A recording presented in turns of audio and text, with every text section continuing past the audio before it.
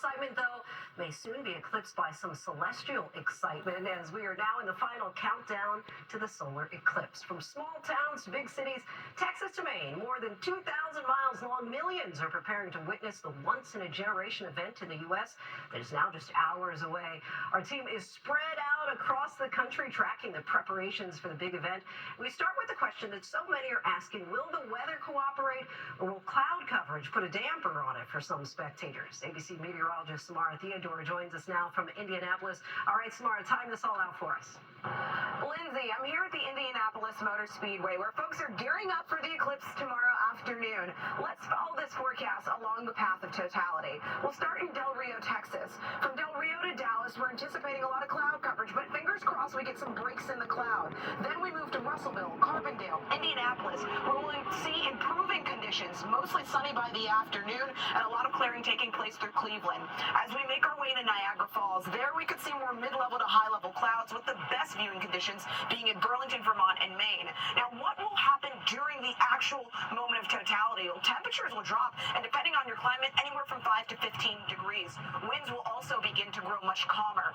One thing I'd like to leave folks with is, if you are leaving the Texas region after the eclipse, be mindful. Severe weather will be moving through. We could see large hail, strong winds, and the threat for an isolated tornado. Lindsay? All right, some good information there, Samara. Thank you. That forecast so crucial for the millions who are hitting the roads hoping to get the best view of the eclipse. Extra flights have been added, and officials are warning of high volumes of traffic on the nation's roads. ABC's Ike Jachi joins us now from here in New York City, which is outside the path of totality. But Ike, it sounds like residents here will still have a pretty good vantage point. That's right, Lindsay. All along the path of totality, officials want you to expect delays not only on the roads, but especially here in the air. Now, the FAA issuing a travel warning from tonight until Wednesday, anticipating a lot of traffic in the skies, not just for the eclipse, but also for spring break. They expect nearly 150,000 flights from today until Tuesday. Now, millions of people are expected to travel to see this event. According to Airbnb, 1 out of 4 guests with a reservation tonight have booked to stay along the path of totality. That spans over 2,000 miles, with Texas among the most booked states and Indianapolis representing the most booked city. Now, on the roads, expect no different. The DOT expects congestion and distracted driving on roads along that path of totality. Now, they're saying avoid traveling if you can, but if you happen to be on the roads, don't pull over to the side to take a look, and definitely look out for pedestrians. Lindsay? Some great tips there, Ike. Thank you. And many of those millions Ike mentioned who are traveling are heading to some of the small towns along that path, places that are pulling out all the stops for the expected influx of visitors. Places like Waxahachie, Texas, population 45,000, where they are bracing for at least 100,000 guests. ABC's Rita Roy has more on the preparations underway from Niagara Falls, New York.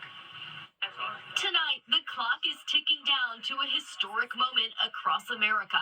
A total solar eclipse from Texas all the way to Maine, with 31 million people in the path of totality, more than 2,000 miles long across 15 states. I don't think any of those will be as more excited than I am. Small towns bracing for an influx of visitors.